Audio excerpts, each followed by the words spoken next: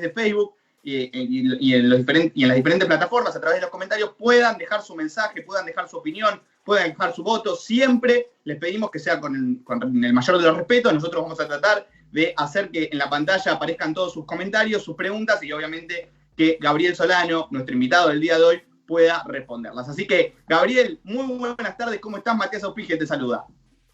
¿Cómo están? Buenas tardes a todos. Bueno, Gabriel, muchísimas gracias por estar del otro lado junto a nosotros acá en izquierda-derecha, por tomarte unos minutos para que te podamos entrevistar, para charlar con vos. Contame cómo estás viviendo esta pandemia, Gabriel. ¿Cómo lo estás viviendo vos? Me imagino que todo muy difícil, ¿no? Sí, a ver, no es que me quiero quejar de lo personal. Obviamente cambiado los hábitos. Nosotros habitualmente tenemos muchas reuniones, acciones que obligan al contacto personal. Eso naturalmente lo tuvimos que suspender y adaptar a este formato virtual, como estamos haciendo ahora esta entrevista. Pero a pesar de eso, en mi caso particular, no hemos dejado de estar en la calle cuando tuvimos que estar, siempre con las medidas sanitarias correspondientes, tomando con mucha responsabilidad el problema del distanciamiento social, el uso de barbijos, pero en estos meses, ya vamos 6 meses de pandemia, obviamente hubo un montón de situaciones muy complejas, que hubo sectores populares en la calle, y yo estuve presente ahí como corresponde, insisto, sin que eso signifique no tener en cuenta las recomendaciones sanitarias, pero a la vez un pueblo que sufre diferentes tipos de situaciones tan difíciles y se moviliza, uno tiene que estar con ellos, ¿no? Está muy bien, Gabriel. La verdad que entramos de lleno a entrevistarte, a poder charlar con vos de temas profundos. Hablabas recién de los sectores populares. Me imagino que en este momento vos sos un referente seguramente de un sector importante de la sociedad y creo que debés tener un contacto fluido con la gente. ¿Cómo lo están viviendo? ¿Cómo se está atravesando este momento de pandemia, de cuarentena? Como vos decís, 6 meses donde mucha gente tuvo que dejar de trabajar, mucha gente quedó desempleada. ¿Cómo lo estás viviendo vos como referente político de tanta gente que seguramente quedó marginada? Mira, te lo resumo el día mío de hoy. A la mañana tuve una reunión con vecinos de Villa de la Ciudad de Buenos Aires, donde hay problemas enormes, pero un problema que parece elemental, pero que se está planteando, es que una enorme cantidad de familias no pueden pagar los alquileres. Y como en muchos casos son alquileres que son informales, porque no hay un contrato de alquiler, lo que empieza a primar es la fuerza, ¿se entiende? Es decir, el dueño de la casa echa al inquilino que no puede pagar el alquiler porque se quedó sin trabajo.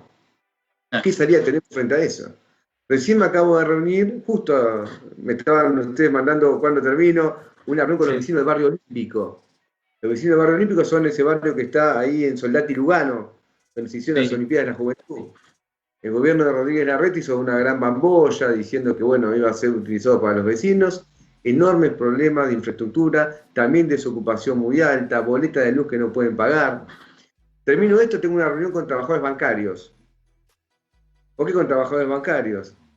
Porque en particular lo que está ocurriendo es que los bancos, que funcionaron prácticamente siempre durante esta cuarentena, el nivel de contagio es enorme. Hay más de 1.500 trabajadores bancarios en la zona acá de la capital federal y alrededores del AMBA que están contagiados sin que haya medidas de seguridad por parte de las empresas que se correspondan con la exposición que ellos tienen.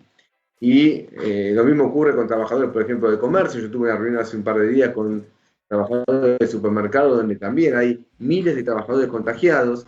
Entonces, obviamente estamos viendo que la crisis que era preexistente se agravó con la cuarentena o con la pandemia, con ambas cosas, y esa crisis la están pagando esencialmente los trabajadores con despidos, desocupación, bajos salarios, jubilaciones que no alcanzan, imposible pagar el alquiler. Eso es lo que estamos viendo y es mi cotidianeidad, y como te comento en un día, todos los temas que se presentan. Juancito, sumate a preguntarle a Gabriel. ¿Cómo estás, Gabriel? Te saluda acá Juan Pablo Peralta desde Casa Rosada. Nos conocemos de la calle, mucho tiempo haciendo entrevistas en marchas y diferentes movilizaciones. Te vi en la última, justamente ahí al lado de William Breckman, por Facundo Astudillo hace poco, que fue bastante impactante acá en la ciudad. Y te quería preguntar, diste en el clavo, más allá de que esto tiene que ver con el tema del COVID, lo que comentabas de los bancos, hoy hubo reuniones del Gabinete Económico acá en Casa Rosada y bueno, en los pasillos, obviamente el tema que se consulta y se pregunta es toda esta situación compleja que se está dando con el tema de los dólares. A vos te gusta mucho la economía, sabés bastante, ha traído complicaciones este 35% que se ha sumado.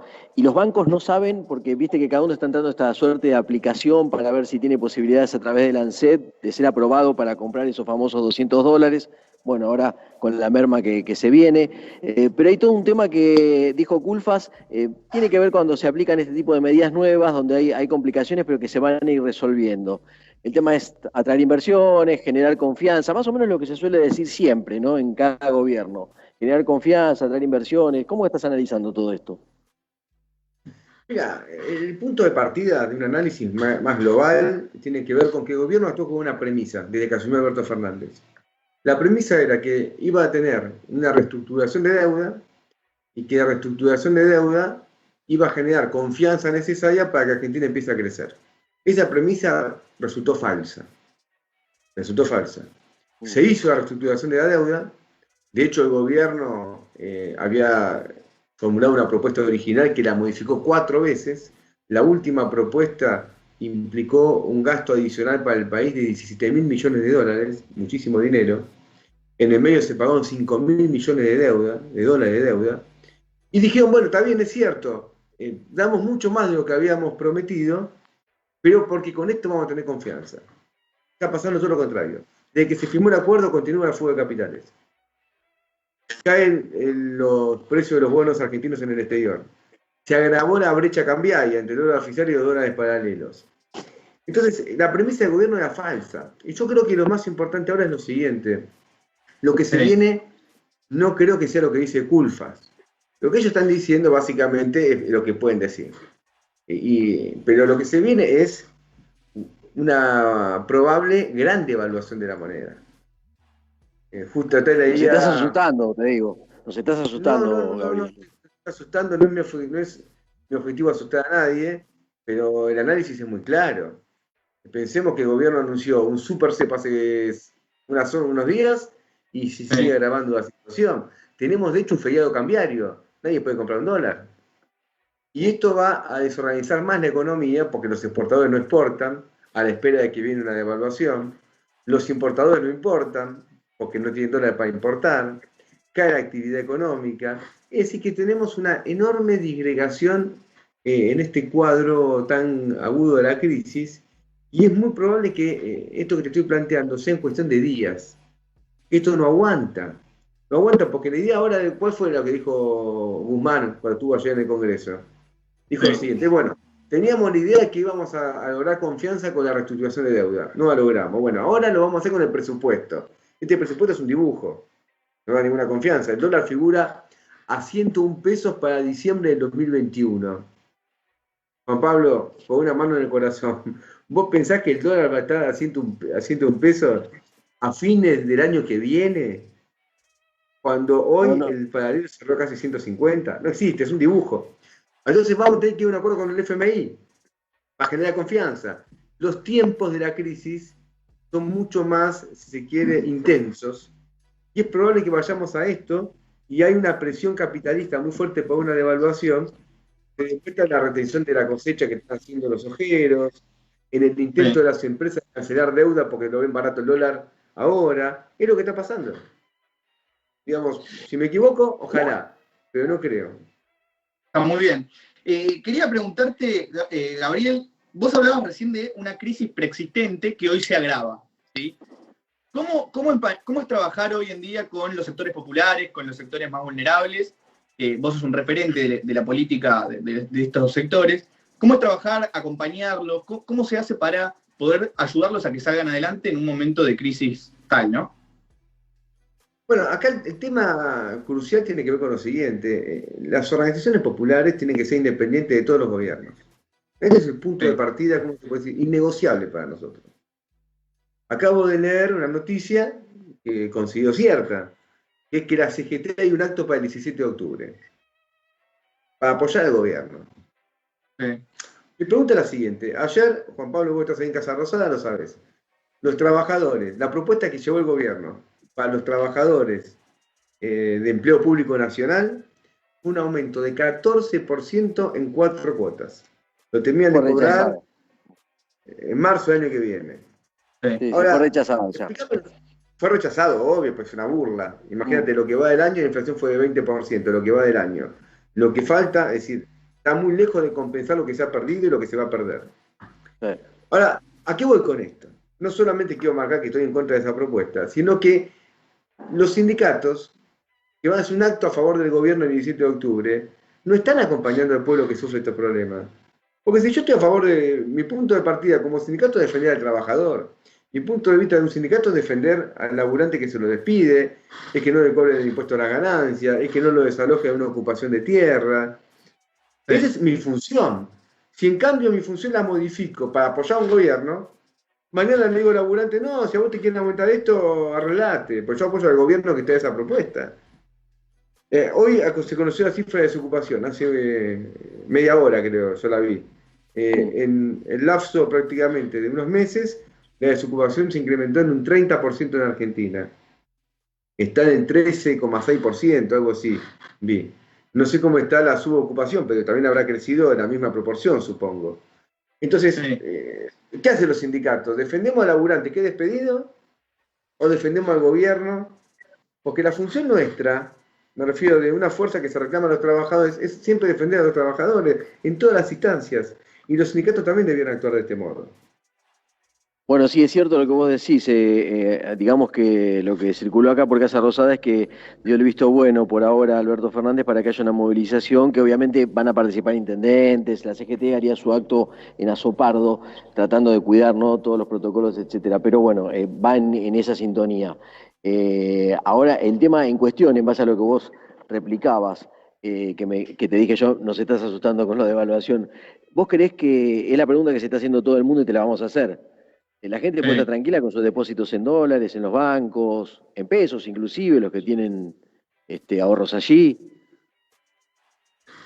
A ver, no te quiero asustar a nadie, pero sepamos lo siguiente. El gobierno dice que a diferencia del 2001, en el 2001 ¿qué pasaba? Había una ley que decía que un dólar era un peso. Era una ley. Entonces yo mañana llevaba un peso al banco y lo anotaba como si fuese un dólar. Después, ¿qué pasó? Cuando vino la crisis del 2001 no eran dólares, eran pesos. Entonces a la gente que había depositado dólares no le dieron dólares como prometió Duhalde en ese discurso que algunos se acordarán. ¿Se acuerdan que le dieron pesos devaluados?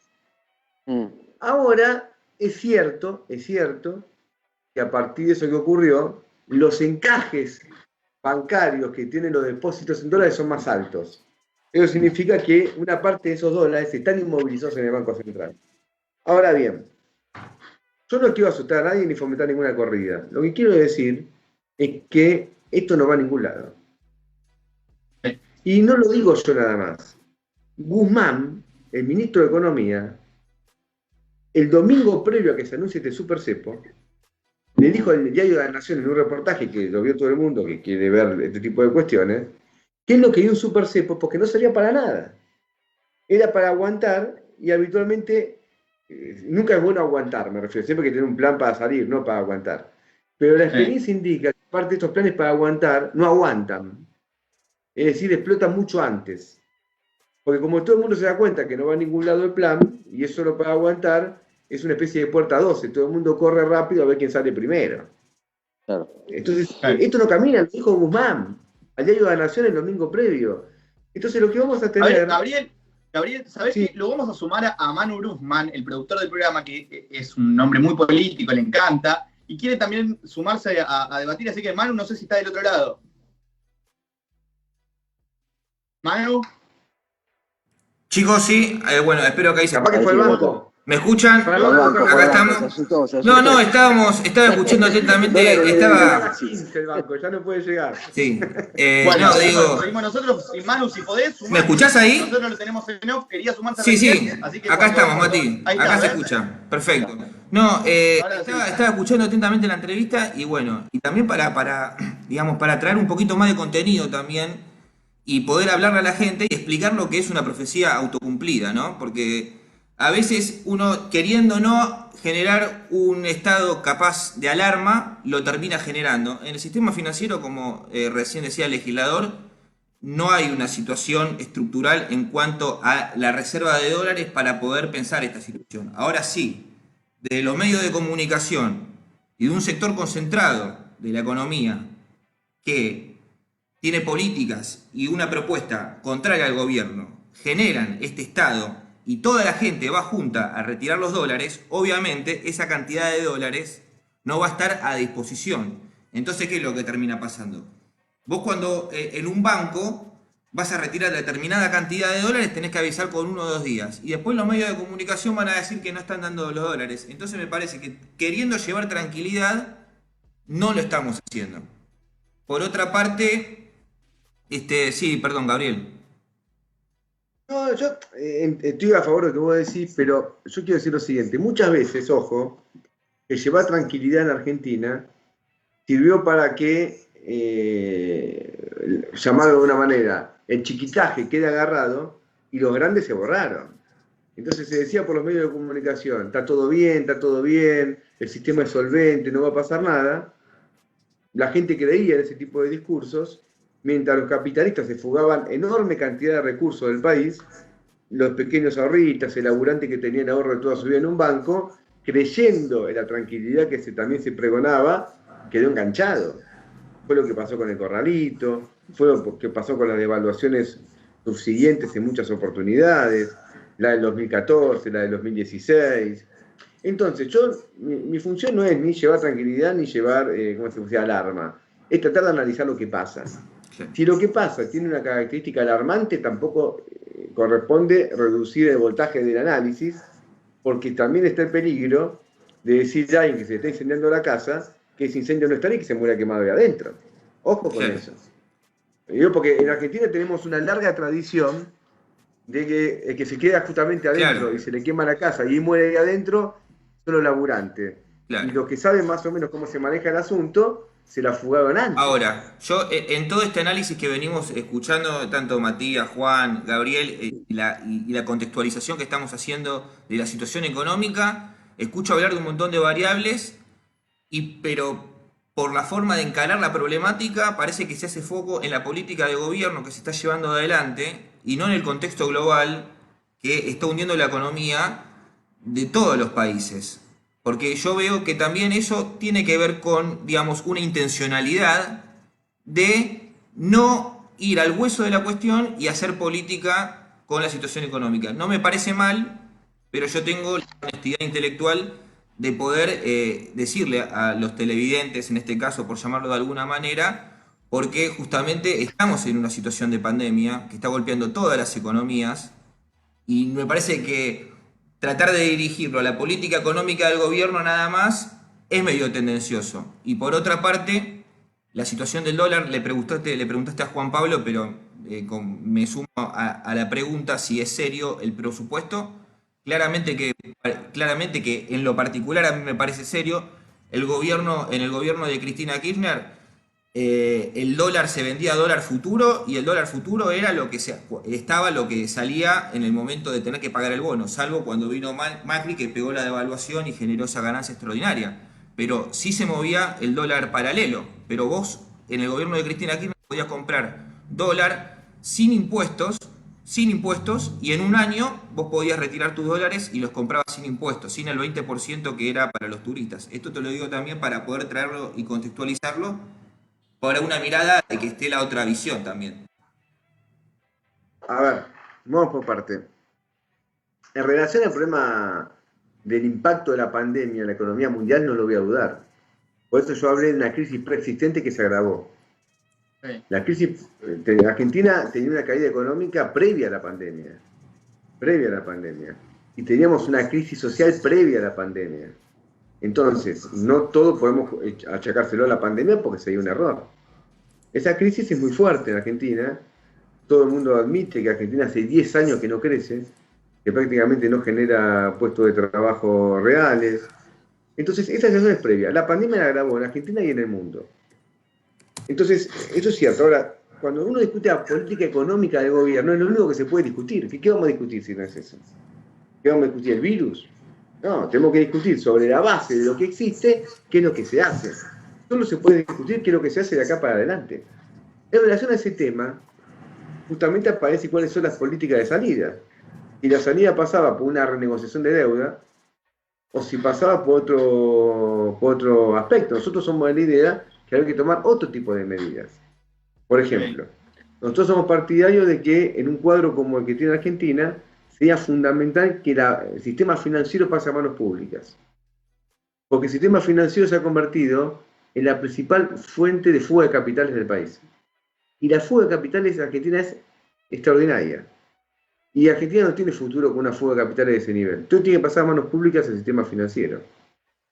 En relación al problema del comercio exterior, tenemos lo mismo. El comercio exterior argentino lo maneja un grupo de empresas extranjeras fundamentalmente que manipulan nuestro comercio exterior, incluso con ellas mismas, porque son empresas gigantescas que se venden a sí mismas, manipulan lo que venden, manipulan la liquidación de lo que venden.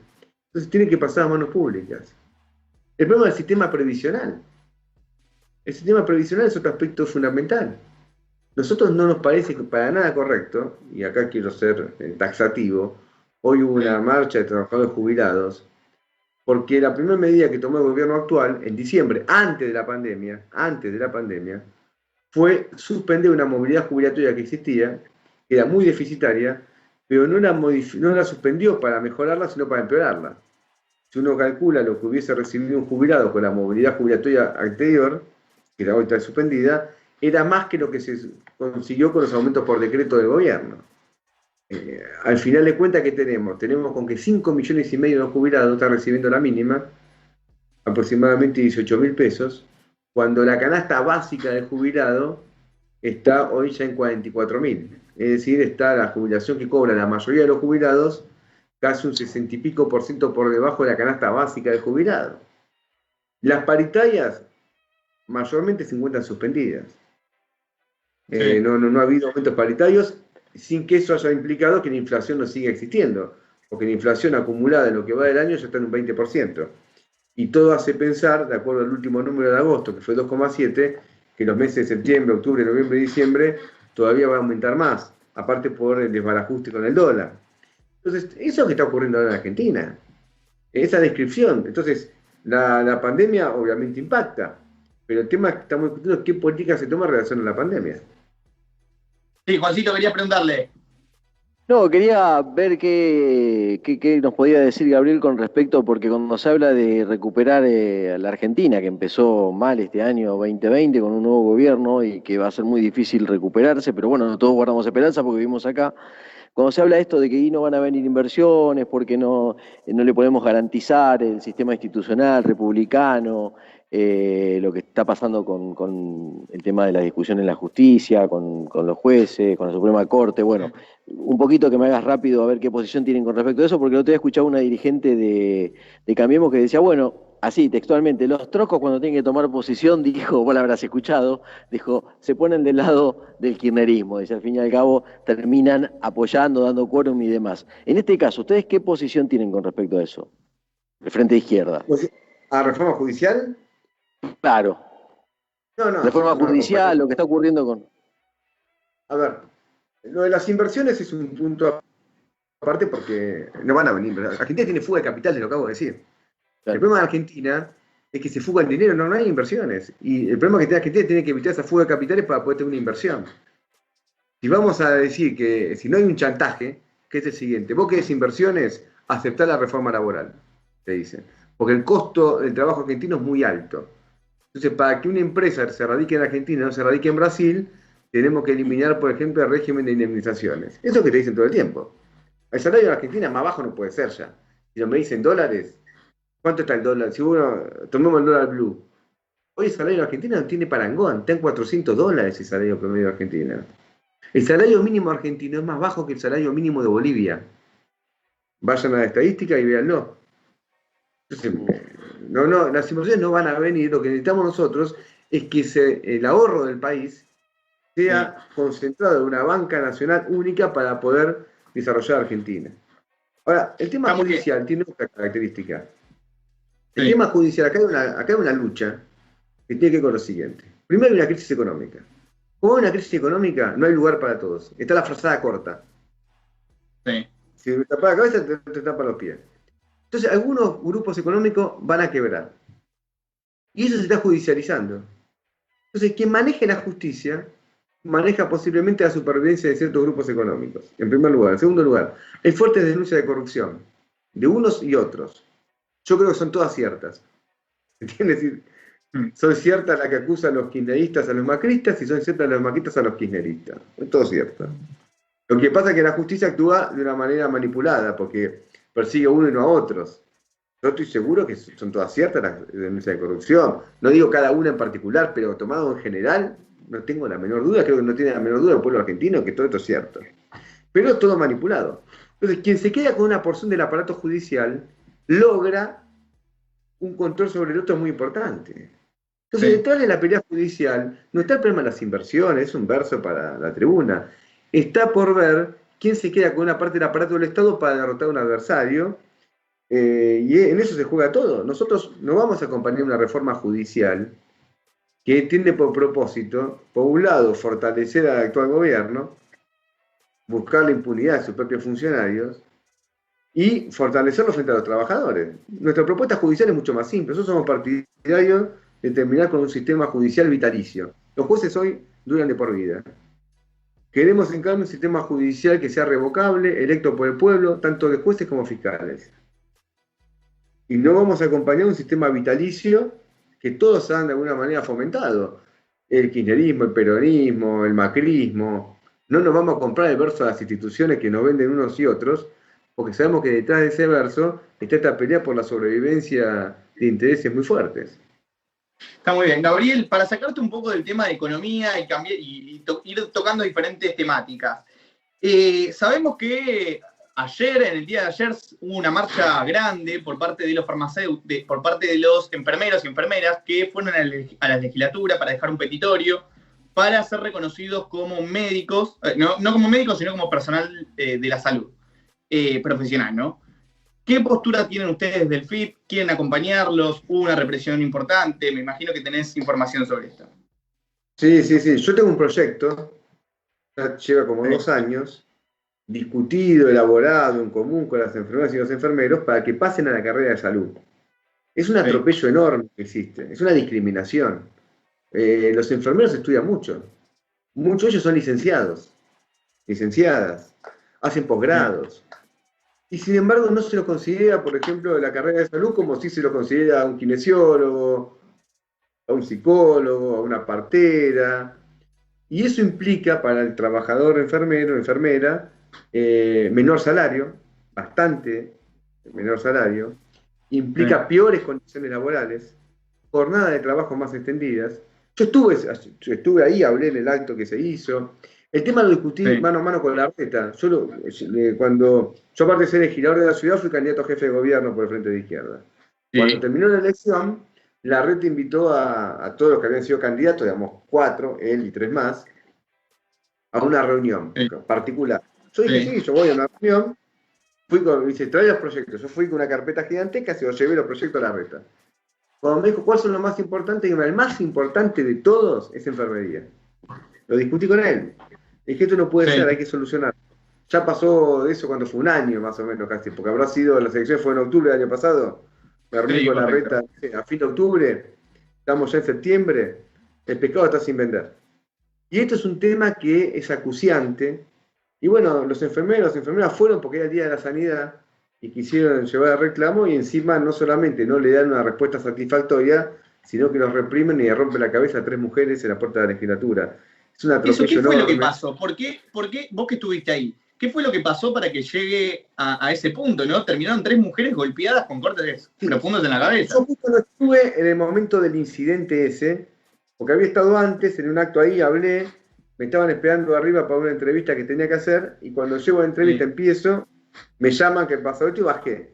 Me comentaron lo que pasó fue que la gente quería dejar un petitorio, algo tan elemental como un petitorio. Y nadie le abría la puerta para recibirlos. En un momento quisieron, dice, bueno, que nos reciban, y la policía que estaba ahí pusieron a la Guardia de Infantería, con los modales que le son propios, empezaron a repartir palazos y lastimaron a enfermeras ahí.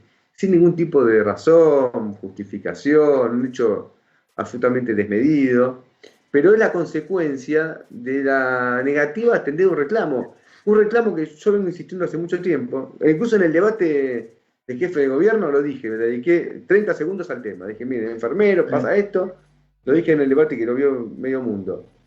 Ahora, la pandemia lo puso todavía más de manifiesto, porque salíamos todas las noches a aplaudir a los enfermeros y a las enfermeras, a los balcones junto con los médicos y todo, y no la reconocemos como profesionales de la salud, es inadmisible. Hoy un enfermero gana 35 lucas en la capital y cobra la hora extra 130 pesos una hora extra, 130 pesos. No puede ser. No, es increíble. Y bueno, la verdad, Gabriel, para ir cerrando, una nota súper completa, respondiste todo. Juancito, ahora ya si querés hacer la última, te voy a dar el pase, pero Dale. Como decíamos al principio del programa, hay una encuesta semanal, como cada semana, que hay acá en izquierda-derecha, donde nosotros hacemos que la gente participe, que deje su voto, que comente. Y la encuesta de esta semana es si estás a favor de que los chicos vuelvan a las clases presenciales en las diferentes escuelas, aquellos chicos no, obviamente que no tienen computadora o que no pueden acceder a internet y diferentes medios, si estás a favor o estás en contra de que puedan volver a clases presenciales. ¿Vos qué es mi respuesta al respecto? A ver, corazoncito o carita de enojado. Primero que nada No, yo te voy a hacer una respuesta. Mira, yo integro la Comisión de Educación de la Legislatura, lo discutimos el viernes pasado. Yo me reuní con los docentes, con los sindicatos, con las cooperadoras, con centros de estudiantes. La evaluación realista es que no hay condiciones para una vuelta presencial en la actualidad. Y no están esas condiciones. Los contagios siguen siendo muy altos.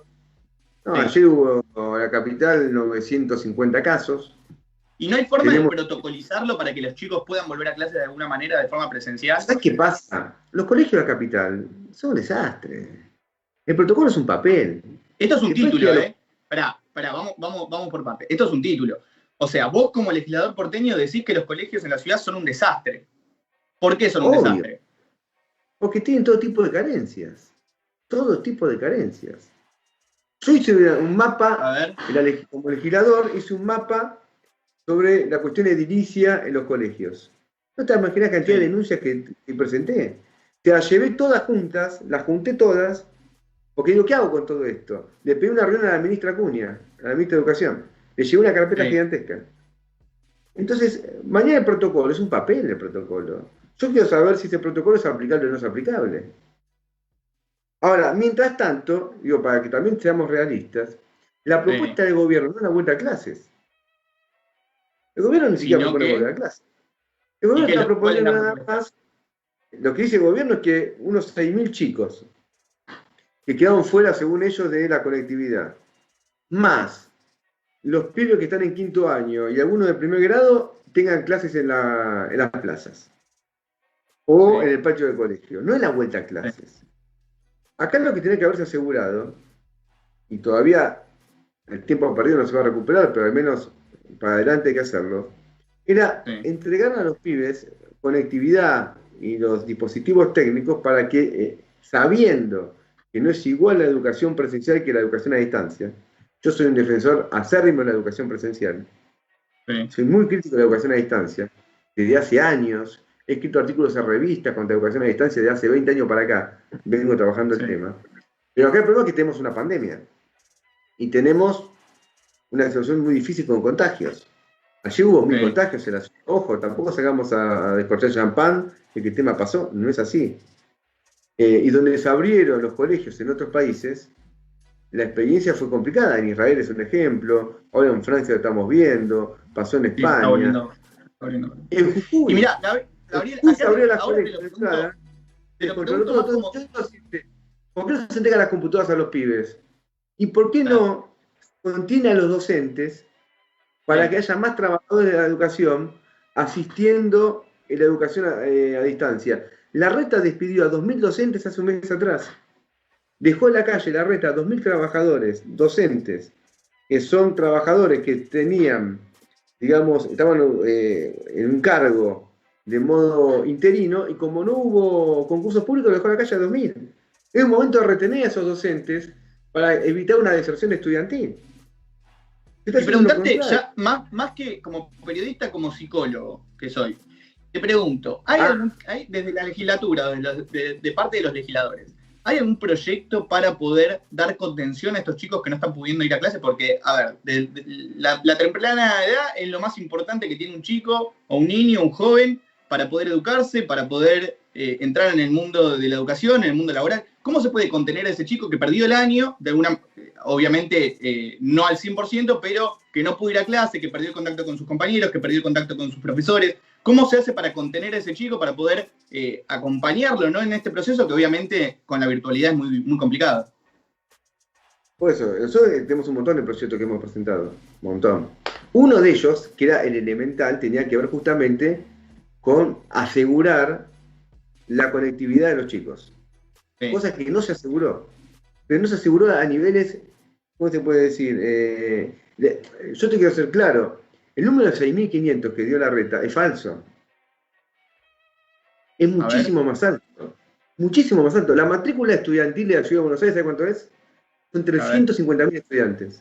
350.000. Y dejo afuera, digo, para que no haya ningún tipo de confusión, no incluyo a la Universidad de Buenos Aires, ni mucho menos. Estoy hablando del sistema educativo inicial, primario, secundario y después adultos y el nivel terciario. Eso totaliza 350.000. 6.500, se dan cuenta, es menos del 2%. Hay estudios que hablan de que en realidad son 70.000 o 80.000. Sí. Que es lo más realista. Entonces, ¿qué ocurre? Ahora, había un plan sarmiento. ¿En la ciudad de Buenos Aires? En la ciudad de Buenos Aires, sí. Esto se discute mucho en la ciudad porque no hay estadística de la provincia. Acá quiero ser justo. ¿Qué pasa en la provincia de Buenos Aires? ¿Vos escuchaste algo? Nada. No absolutamente nada. Son números que están bajo 7 llaves, si es que uno tiene los números. Yo estimo que debe ser todavía peor. Debe ser todavía peor. Porque la situación, digamos, social es más grave. Entonces, ¿hay alguna forma? ¿Hay asociada a social? Estos chicos, aunque sea a través de la virtualidad, a ver, no sé, si le entregas una computadora, ¿hay forma de contenerlos igualmente o es darle la computadora e intentar dar clase a través de la virtualidad? Computadoras, conectividad, porque la computadora sin conectividad no sirve. Claro. Cuando estaba el plan Sarmiento, te daban el dispositivo, es decir, la computadora, con la conectividad. Y yo te doy la computadora. Yo tengo conectividad, la computadora me sirve para nada.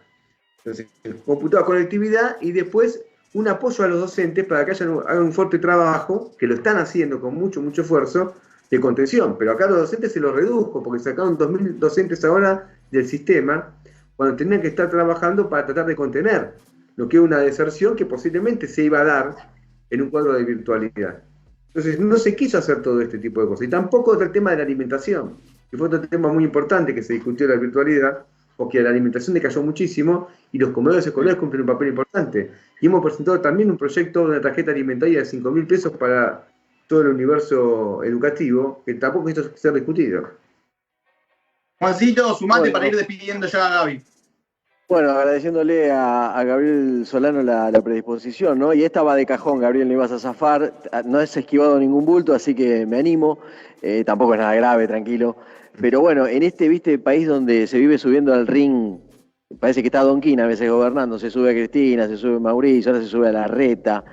Tengo que ir a la coparticipación. Sos hombre de la Ciudad de Buenos Aires, fuiste, como dijiste vos, candidato a jefe de gobierno. ¿Qué posición tenés con respecto a esta quita de esos 35.000 más o menos millones de pesos a la Ciudad de Buenos Aires? No, estoy en contra. Fuertemente en contra. Lo consigue un ajuste. Porque vos fíjate lo siguiente. El gobierno venía haciendo una serie de gastos y financiaba esos gastos con emisión. ¿Por qué no emite, por ejemplo, para este caso? Bueno, si para todo emite, ¿por qué para esto no emite? Si podía haber afectado otro tipo de situaciones. Entonces lo que está haciendo acá es claramente, se le está sacando dinero a la ciudad para, concretamente, aumentarle a la policía bonaerense que hizo un motín. Gabriel, ¿crees que si, no sé, ponele, María Eugenia Vidal hoy era la jefa de gobierno de la provincia de Buenos Aires, ¿crees que se podría haber tomado, obviamente estamos hablando en supuestos, ¿no? ¿Pero crees que esto fue algo político para tocarle la oreja a Larreta aprovechando esta situación, o crees que realmente lo necesitaban hacer y por eso le quitaron este 1% de coparticipación? Mira, me quiero alejar de lo subjetivo porque no sé cómo, posiblemente hubiese sido distinto, pero voy a esto, ponemos que es un ajuste y que hay una presión del FMI para reducir el déficit fiscal. Y si yo quiero reducir el déficit fiscal y le quiero aumentarlo a la policía, se lo saco a la ciudad. Ahora, la ciudad, y acá quiero ser terminante en esto, es falso que sea una ciudad, otra vez lo escuché a Alberto Fernández, esta ciudad que le sobra recursos, mentira. Esta ciudad tiene la mitad de los pibes bajo nivel de pobreza. 1/3 de las familias son pobres en la ciudad de Buenos Aires. 400.000 personas viven en Villa Miseria. ¿De qué ciudad factuosa estamos hablando? Él vive en Puerto Madero. Capaz en Puerto Madero sí es factuoso. Pero si vos estás en Puerto Madero y mirá para el norte, está la Villa 31. Mirá para el sur, tenés la Villa Rodrigo Bueno. Mirá para el sudeste, tenés la Villa 21-24. No creo que sea una ciudad factuosa. Acá hay enormes necesidades. Vean las últimas estadísticas sociales de la ciudad que aparecieron hace 48 horas. Son de terror. Entonces yo no quiero una... Y también rechazo terminantemente la idea de oponer al trabajador de la ciudad al trabajador de la provincia de Buenos Aires. Me parece una idea completamente reaccionaria. Completamente reaccionaria. Si hay que ajustar, ajustemos al FMI, a los bancos. Ahí está la guita. No el trabajador de la ciudad de Buenos Aires. Juan, ¿algo más? No, ya vamos a liberarlo, que tiene muchas reuniones, muchos encuentros, Gabriel, la verdad, muy agradecido. Estuviste muy claro en todos los temas y, como dije, no esquivaste nada. Perfecto. Bueno, entonces, Dale, muchísimas gracias, Gabriel, por haber estado con nosotros acá en De Izquierda a Derecha. Un gusto. Ojalá están podamos esperando los trabajadores siempre. bancarios, no los banqueros.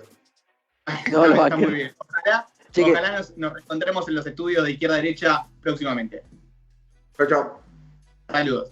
Ahí está. Entonces pasó la palabra de Gabriel Solano, legislador porteño por el FIT, por el Frente de Izquierda. Bueno, Juan, la verdad completísimo, no se cayó nada, tiró un montón de títulos que después vamos a ir recortando y vamos a ir subiendo a nuestras plataformas seguramente.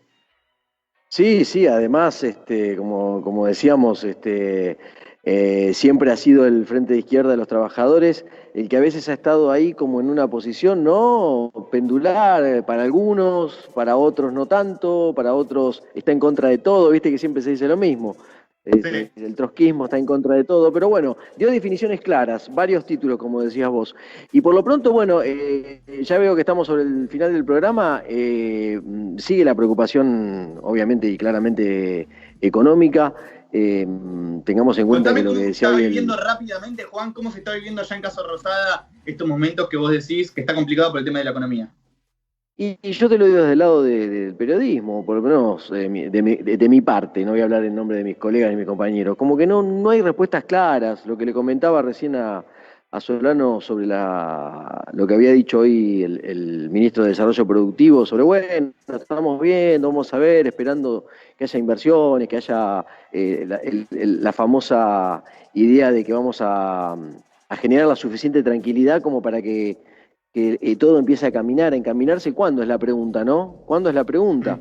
Porque en la lógica se entiende que siempre en los gobiernos inician, lo hemos comentado acá en el programa, con cierta dosis de apoyo de todos los sectores y demás, pero acá tuvimos en el medio esta pandemia, esta cuarentena, y fue el primer año de un gobierno que va atravesando una situación complejísima, más allá de lo que se habla sobre la imagen de Alberto Fernández, lo de Larreta, lo que comentábamos, esto de subir al ring a candidatos cuando todavía falta un año para elecciones del año 2021, pero lamentablemente, como te vengo diciendo, Matías, acá los muchachos, acá y en todos lados, no en Casa Rosada solamente, en Uspallata, allá 3160 también están en campaña, y tendrían que rever eso.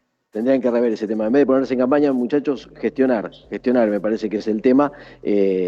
Repito, no soy opinólogo, lo digo como un simple ciudadano, porque uno sale a la calle y a pesar de que se haya dicho esto, que algunos estarán a favor, otros estarán en contra, yo es lo que veo, de decir no, porque no sube el dólar, se devalúa el peso, que es diferente, baja el peso, los precios, si estuviste recorriendo, si saliste ahí de tu casa un ratito a dar unas vueltas, ya te vas a dar cuenta que inmediatamente pasan a las góndolas. Y eso nos está trayendo muchas preocupaciones a todos los argentinos, más allá de a qué sector nos dediquemos, y todos los índices que venimos dando. Todos lamentablemente están siendo negativos, todos queremos que sea lo contrario, pero bueno, Esas son ganas. Después están los hechos objetivos, que son estos. Así es, compañero. Juan, nos vamos despidiendo, vamos cerrando esta nueva emisión de Izquierda a Derecha, como siempre, por todas nuestras plataformas, con todo el equipo audiovisual del colectivo audiovisual, así que les agradezco a todos mis compañeros, Ale Pugliese, Dalmiro Cordeiro, Carlos Mamaruso, Manu Bruckman a la cabeza, Juan Pablo Peralta ya desde Casa Rosada, como siempre, prendidos, acá laburando para que ustedes tengan toda la información, poder charlar con las figuras políticas, armar debate, que ustedes puedan participar, sigan comentando, sigan dejando su opinión, sigan participando de la encuesta semanal de Izquierda a Derecha. Nosotros nos despedimos, nos reencontramos el próximo miércoles. Te mando un abrazo grande, Juan, nos reencontramos el próximo miércoles. Dale, Mati, nos vemos. Saludos para todos. De Izquierda a Derecha. Gracias, en todas las plataformas. Chau. Gracias a todos por haber estado del otro lado. Nos reencontramos el próximo miércoles en De Izquierda a Derecha. Chau.